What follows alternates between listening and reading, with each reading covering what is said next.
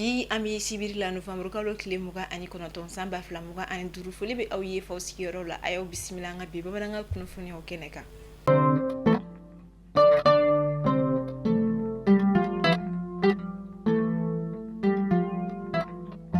kunungo juma novembre kalo kile muga ani shekin kulikoro ka olu feno krenkrene la centre d'instruction Boubacar Sadassi o konona la min kera sababu ye emiya alega promotion binani ani wolonvla la olu mauka boliye kene mi ka nga jamana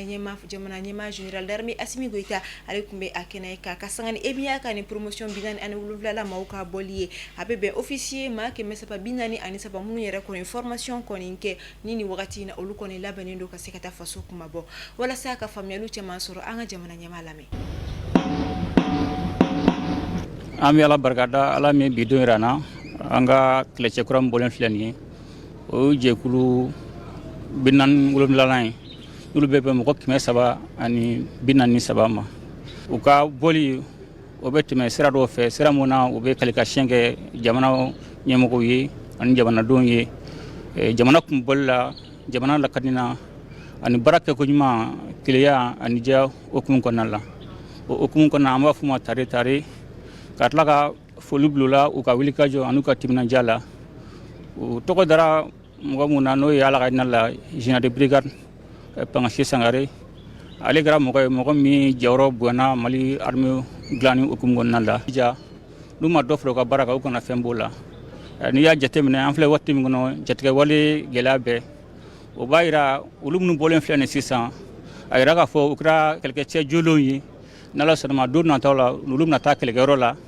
kata jamana kumabo kata jamana don la kana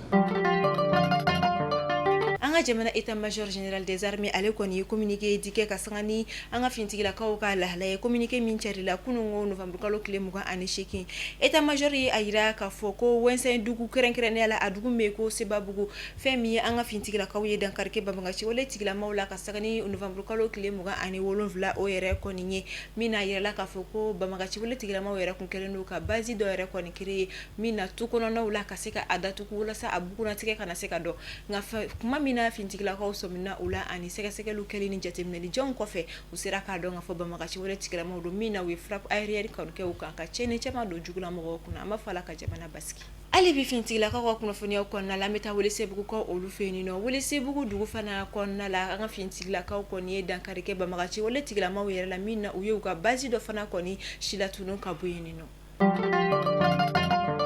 Salon international de l'artisanat ale baro koni bela jarale nundula alamsado novembre kalo kile muga ani wolonvla minyere okumu konnala anga jamana fukata se farafina gunyere koni ka sekoni donc tigla mo kerenkere la artisan domaine konnala ulu chamambina uyere soro akeneka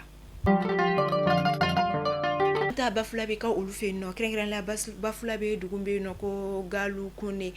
kasangani kuna funyaw ye ayirala ka foko la kolide ma bisaba ani woro munu toni kumbe kurun konnala kaseka batike kata ukala kolsulo ko kurun da firlani uye minyere la ayirala ka fo ma bisaba boyanko ulu koni ni sera ka kishi ngama woro kerenkerene la musomani duru ani chemani kile ulu koni tora ala kasangani nyefolu ye ayirala ka fo koni la kolde hake nunu koni kumbe do kurun kono wala sakata kale ni ukala kolso yera koni be ni noni adawla do be premier cycle la do yera be cycle flala la mi yere koni be kilometri saba bonyanko nyoni ikase uka dugmani be bare tike wala sa ikase gase ikol sobe dugumi yere konna la ni kara sababu ye femina kurun kon da filani ikol din kofole nunu nyema ma pisa basera ka kishi ma worotora ala kuna fonya ye ayira ka foko munu kon tora la ujana jakira badagulo yere la ama fala ka hinaula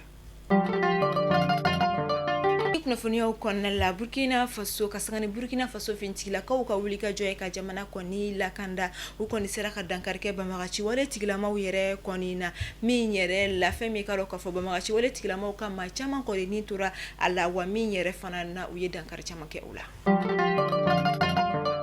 ameta ko anga jamana korean fanfela o fe gawo region kon na la kerenkrenela ansongo marabolo la adugumi kon bino ko targadani alebisina bella dugu konona la femie dugu marabolo nyama kon ni ayira ka foko femie city minier do kon ni découverte yere o kera yenino minyere kon na ukoni kona ka wuli ka wele yere kon ni la femie nyama ya so kon ma wasekata akoko ni to sekaseke chugo ya mina wala sa jamana beseka o dugu kolo nyere fana na fabo tugumna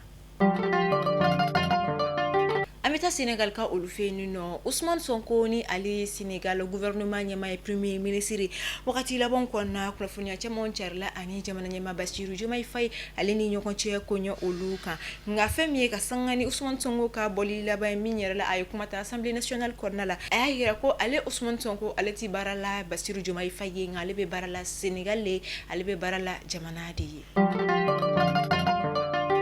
ko kan kibario konna la adi bi ameta Guinée bisio kasangani fanga dafiri koni kele Guinée biso jamana konna la jamana nyema ale koni bulla kana nyani madogola Sénégal jamana o konna la wakati na Guinée biso jamana nyema koro ani fanga dafiri koni ali bo fanga la ali koni sigluna wakati na ko sa Sénégal jamana kono FLA ni aleye Front de Libération de l'Azawadi ni babagati wala tiglama munu mi anga jamana konna la kirengiranela korea fanfela minu koni ye ala nyinike ka o mine chokoya mina ka bo ba maliba o yerela olu koni takalinu wakati na kata uga biro yere koni siki Côte d'Ivoire jamana o konna la ubeseka mali yere kona kele chokoya mina ani ka seka mali klali choko o ngania mimbe ula ubeseka to o fero bela jiralen koni nyana bo chokoya mina Côte d'Ivoire jamana kona wa uga biro koni siki Côte d'Ivoire dugu konna la ni wali ya mi koni be capitaine Ibrahim Traoré aleka kuma uchentiki ya mina capitaine Ibrahim Traoré Burkina Faso jamana nyama aye aira kafo ko femi Côte d'Ivoire jamana ale koni meka ayesi jamana yere koni keleli walma o koni dafirili o nganiabe ala wani abe ko o bara ulabe kasangani Azawadi moko koni tele uka birosi Côte d'Ivoire jamana konna la obe capitaine Ibrahim Traoré kaninga kuma uchentiki ya amta ko kan kibario konna la mita Sierra Leone ka ulufeni no Sierra Leone jamana konna la agardi presidentielle do konni kuma sama unu nyonche wari no fefo akira sababu ye ukoni na nimbo yira alla nyefolo kera ka yira ka fo arabado sogoma Sierra Leone aéroport international de Freetown ni o jamana yere faba o konona yi ko femnie commandant de l'unité aéroportière Moses Kaba ale konni fagara aduguma mogo yere konni feni oye caporal Steve yere oye mina ayira la ka fo ko kasangani uka jamana nyema ale yere koni ka sinabolu yere koni ko abitoka wari koni ndi aéroport yere koni gardi oluma uka kla unu nyogonche konga ayirala ka foko ni wari yere koni ndira ko nyema koni ti wari kla akla chogo yere o koni na mi nyere la arabado sokoma wari kla yoro ola femi caporal Steve ale yere koni ayira ka foko femi ka do ka fo aka nyema ni oyo Moses Kabaye ko wari do dira o mako mi makla akla tukula ko ay atache yani oluduguma mako yere koni nte mi yere koni kuma ulabana na keni dusubolu yere koni nye o kera sababu ni Steve ale koni kiseke anyema Moses Kaba o yere koni na wa wale ya minkelen kofe ayere koni mbulila katunu atuna ni wakati na akoni nenu ka jamana polisi nyama ya suba yere koni fe wala saka seka tikeke ala akaka wale ya koni ayake kada kuminka aka o nyefo mi yere koni na uka jamana nyema ko akoni ka sinabola akoni mi war kasabi do koni di femi garde aéroportière yere koni ma uka klaw ni nyongoche min kera sababu ye ka fagali yere koni ndoni unité konna la ama fala ka hineke ba magatola farikolo je bina ku ka kirenkeren la sinfili ni bolofili minye African Open 2025 ni o ye femme judo ka oluka competition ba minyere koni labeneno Abidjan dugu konna la ola anga jamana konna la kon atleti masaba oluko minata anga jamana joro fama fo alaka joro ba no yawi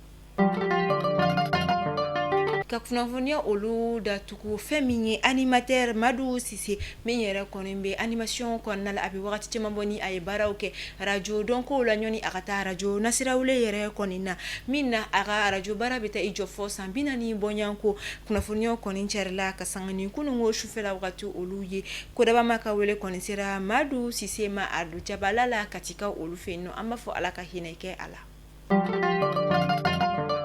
nini be dasike au ka bi kuna funio la ama ufo au kala meli kunywana au kambe anyona were ala kanga jamana baski